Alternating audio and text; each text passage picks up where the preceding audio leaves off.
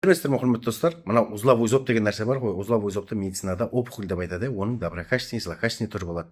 Яғни тирец бір ол норма, екі доброкачественный өзгеріс, үш доброкачественный өзгеріс болуы мүмкін, төрт злокачественный болуы мүмкін, бес карцинома, рак деген сөз болады. Енді соған эутерок ішіп жатады, тирозол ішіп жатады, одан емделмей ары қарай асқынып жатқан жайы бар.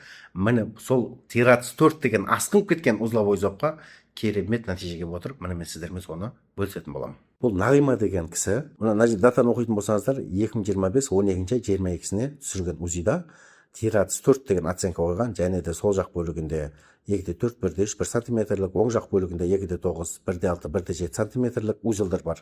Арада 6 ай ішкендегі керемет нәтижені көріңіздер. Мына жерде уже штейттің размері нормаға кеп қалған, одан кейін гиперплазия деп жазып берген, ол әлде де кішірейіп жатыр, әлде де 3 айлық, 4 айлық курс ішеді. Тирец 4 деген қай жерде көрдіңіздер ме? Жоқ.